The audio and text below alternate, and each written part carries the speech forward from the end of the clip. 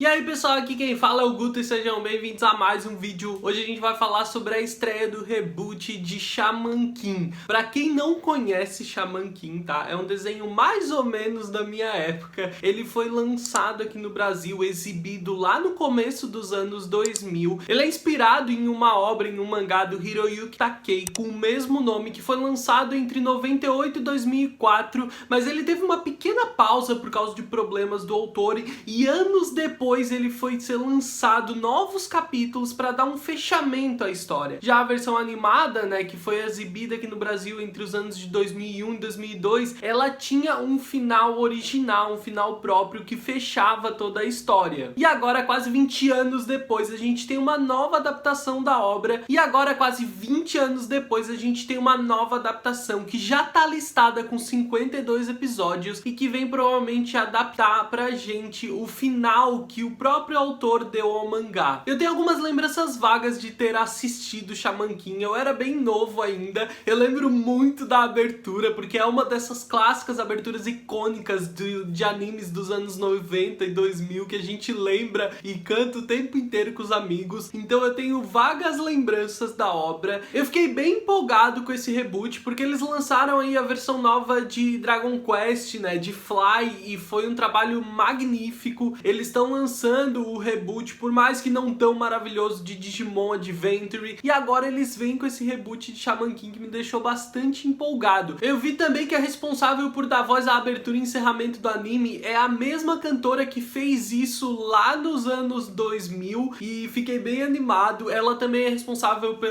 por dar voz à Ana, uma das protagonistas que ainda não apareceu nesse reboot, e eu acho que vai ser uma experiência bem legal, tanto para os fãs mais antigos quanto para os novos fãs que Shaman King deve conquistar. Na história a gente vai conhecer o Asakura Yo. Ele é um xamã. Os xamãs, eles são pessoas capazes de se comunicar e criar um vínculo com espíritos mortos que estejam vagando, né, pelo outro plano ainda e que ainda tenham este contato, meio que ainda não morreram completamente. Então ele consegue se comunicar, falar e até fazer uma ligação com esses espíritos e o mundo deles. Através do Manta, um menino que vai conhecer e ficar amigo do Asakura, a gente vai entender o que acontece, quem é o Asakura, o que ele é capaz de fazer, como ele é, e o Manta, ele acaba meio que fazendo um papel de espectador, ele acaba meio que inserindo a gente em toda a história através desse personagem. E nesse primeiro episódio a gente consegue entender tudo isso através do desenvolvimento de uma pequena trama que vai contar a história de um espírito de um antigo samurai que viveu há 600 anos e ainda estava preso aqui. Então o Asakura, ele vai ajudar a resolver o mistério que ainda prende esse samurai neste plano, e ele vai então fazer um grande aliado na sua luta, na sua busca por se tornar o grande Shaman King. A história começa bem diferente da história que a gente conhece originalmente. Eu não conheço o mangá, mas eu acho que no mangá também não tem essas cenas, mas a gente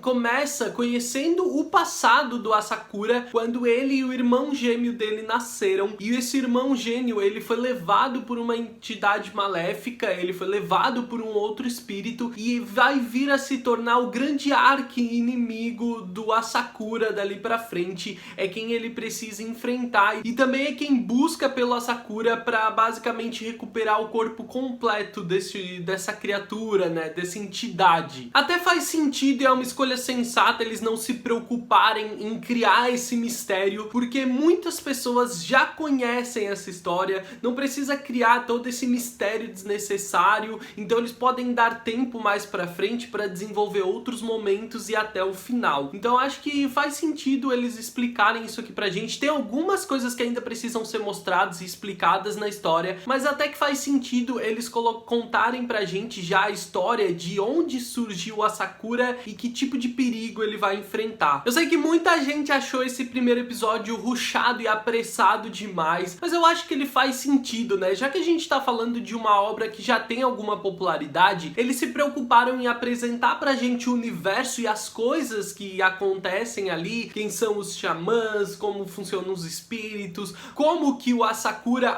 usa esses poderes, como que o Asakura liga esses espíritos ao mundo real, qual é a história dele. O Asakura já faz o vínculo e parceria com o principal aliado dele, então parece tudo meio apressado nesse primeiro episódio, e que em questão narrativa ele realmente é muito apressado, mas eu acho que faz todo sentido eles quererem inserir essas informações tão rápido assim. Afinal de contas, muita coisa já não existe mistério, eles não precisam se preocupar em criar esse clima, então entregar algumas coisas assim de forma mais rápida para poder se preocupar em desenvolver algumas outras coisas faz todo sentido. Então eu espero que essa forma apressada como o episódio foi dirigido, como a série foi adaptada nesse primeiro episódio, ela realmente só aconteça aqui para servir como uma introdução, mas são só 52 episódios para tipo centenas de capítulos, então existe uma certa insegurança? Existe, mas eles têm sim espaço para desenvolver a obra de uma forma bem interessante, envolvente e evitar usar essa forma rushada desse primeiro episódio de novo, que teve algumas transições bem ruins, esse fluxo temporal entre os dias, passagens do episódio bem ruim também, tudo muito apressado, difícil de acompanhar. Visualmente falando, eu acho que de animação faltou eles mostrarem mais pra gente. Tipo, não tivemos ainda cenas que realmente causassem um impacto ou dessem pra gente dizer se a coisa tá sendo realmente bem feita, se existe essa preocupação, porque também não existia saída narrativa pra esses momentos. Não existiam momentos em que eles precisassem desenvolver, por exemplo, uma luta muito extensa, muito coreografada pra poder mostrar isso. De forma geral, a animação ela é fluida, né? Os momentos de slice of life mais calmos que a gente viu, a animação tá fluida, mas eu quero ver quando a coisa é realmente agitada, envolvente, com cenas de impacto. Aqui, como eu falei nesse primeiro episódio, não tinha recurso narrativo pra isso. A forma como o episódio foi desenvolvido trazia pra gente cenas bem simples, e as poucas cenas de ação foi tipo questão de quadros de segundos onde o Asakura derrotou o outro cara. Uma coisa que me atraiu muito a atenção é como eles preservam esse traço de design dos personagens, que é uma coisa que era mais comum a gente ver lá no começo dos anos 2000, onde a expressão corporal dos personagens é algo que é tão importante e relevante para desenvolver a obra, né? Traços dos personagens onde os corpos deles são muito expressivos de diversas formas, tamanhos exagerados, posturas exageradas, as roupas também costumam mostrar um pouco disso.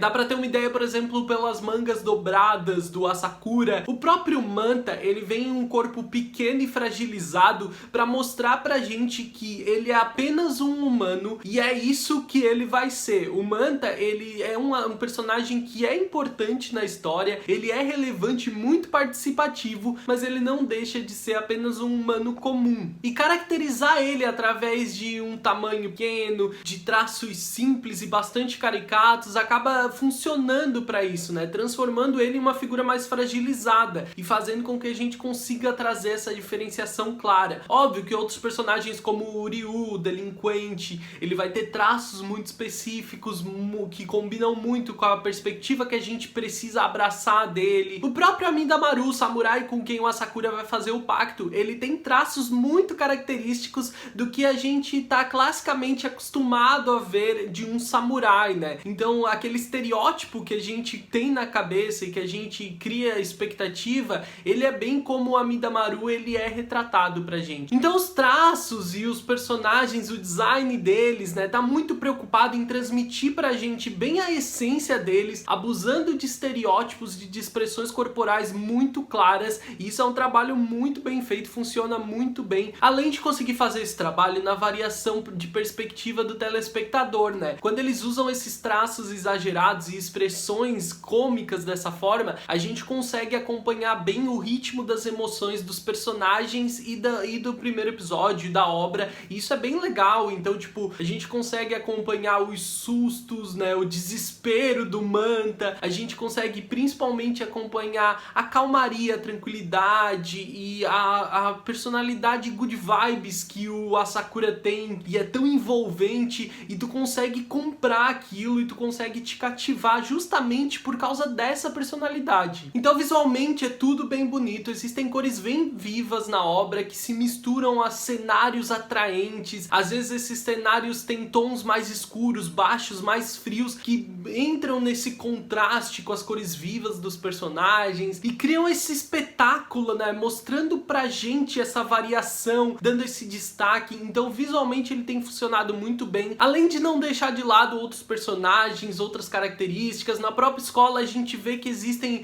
características particulares para cada personagem, né? Aqueles com quem eles se envolvem, por mais que não sejam tão relevantes na história, eles têm suas peculiaridades, eles têm suas características próprias. Então existe uma preocupação com tudo que está em torno do que está acontecendo, e essa ideia de construir visualmente algo que seja atraente e que consiga ser marcante, né? Para que funcione de forma visual pra gente acompanhar toda a história também e ter essas lembranças, conseguir gravar essas informações. Toda a trilha sonora ela é atraente e ela tem boas saídas, boas escolhas para trazer uma atmosfera mais mística, mais ocultista pra coisa, consegue inserir a gente nessa ideia, nessa proposta do que são os xamãs, de vínculo com entidades de outro mundo, de outro plano. A abertura foi super nostálgica, super legal, não vai passar nem perto do que foi a abertura aqui no Brasil, né? Com aquela música dele Vai Vencer. Não vai passar nem perto disso. Mas ela traz aquela nostalgia de estar assistindo o shounen de lutinha dos anos 2000 de novo. Tem vários dos elementos que a gente esperava ver nesse tipo de história. Gostei muito da abertura. O encerramento também é bem legal. Não chega nem perto da abertura, mas também é um bom encerramento.